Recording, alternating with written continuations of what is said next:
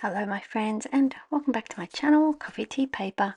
My name is Louise and you'll just have to excuse if you hear kind of like outdoor noises because it's quite warm here today, and so I've got the door to the deck behind me open. Did a little tour of my workspace ages ago, but if you're new here, my office space is actually converted from a timber deck on a timber house. So and today being quite warm, I've got that door open to let in the fresh air from the afternoon. We are here to do the prompt for week 43, and do you know what that means? Week 43 out of 52 weeks. That means we have less than double digits to go. Sorry to be that reminder. Anyway, last week we had dawn, and I just leaned into those morning rituals that we associate with the start of the day, and for me I just went coffee, coffee. And so coffee theme it was. So let's see what we have this week. Oh, drizzle. That's at total odds with how the day is here at the moment. It's blue sky, it's warm, I've got a balmy afternoon breeze, but let's have a read on a drizzle and immerse ourselves in what that might come to signify. Let's have a quick look at the picture. Light rain adds a poetic atmosphere to a city.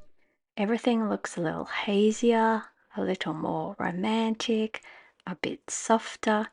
Let today be about softening. How can you bring some gentleness to your work, your communication, and your inner monologue? Before speaking or acting, let your shoulders drop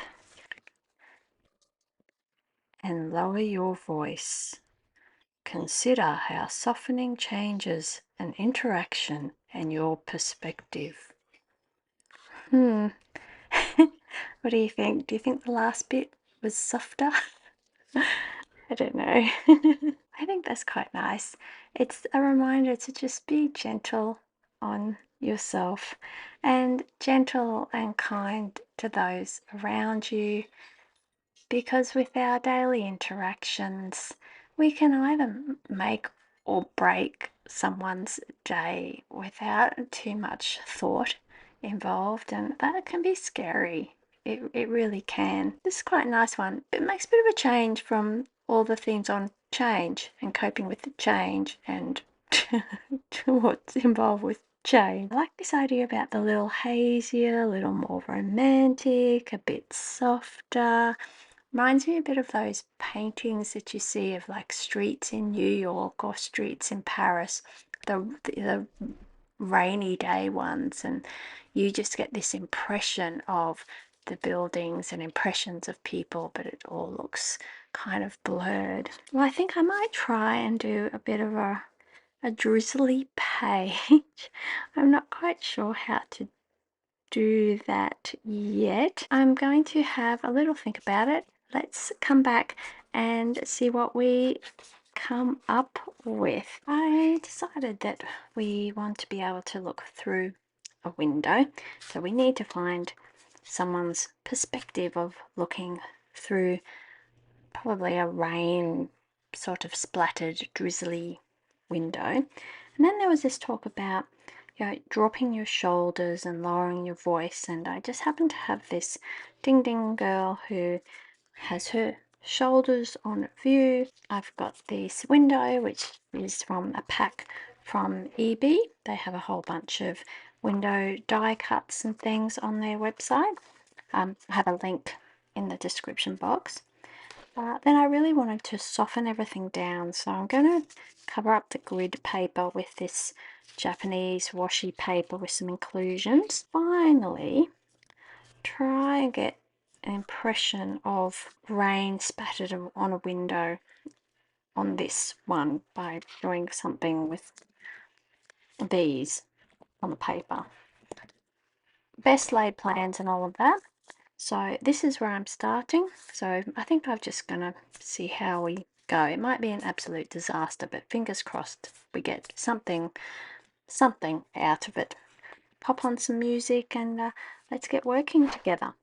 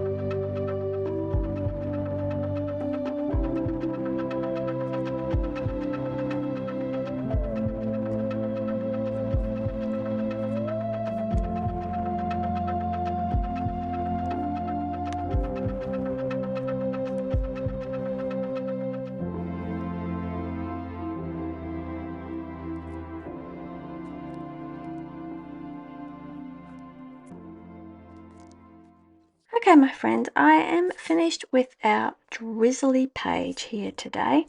I'm really quite happy with it. I think I've really tried to lean into this sort of soft and romantic looking feeling that's being trying to be evoked here by this card, this poetic atmosphere to a city. I've put in a drizzly window.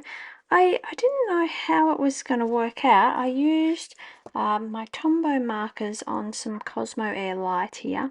I've used these three here if you're interested in the specifics.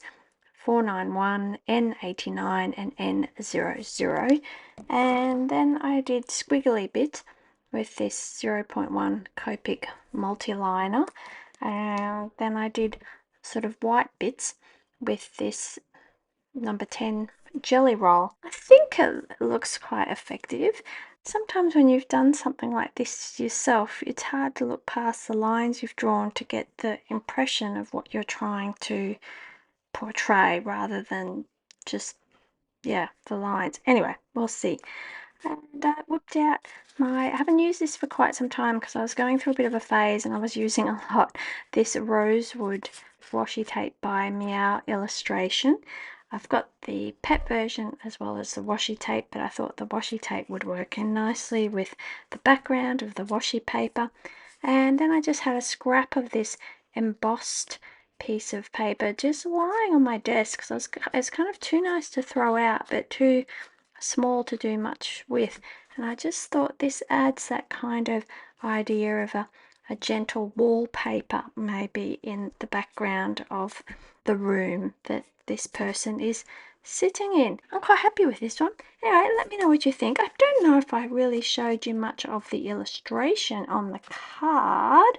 I am sorry. I mean, we've kind of gone along with the whole window idea with person or a cat in the illustration here looking out. Having a look at those drizzly things, I think maybe my drizzly things I think they look quite good actually. Oh, I'm well chuffed with that. As I'm busy patting myself on the back here, thank you so much for watching. Thank you for being here. If you haven't already, please consider subscribing. Something like 80% of people who watch my videos don't subscribe. I'm really glad that you're here, but at the same time, it'd be nice if you did take that moment just to press the button to subscribe, and you'll get notifications if you do the bell when I put out a video, and that would be nice as well. Should I drop my voice and speak more softly? Anyway, on that note, right, only 9 more to go. A slight panic. Anyway, hopefully I will see you in the next video. Bye!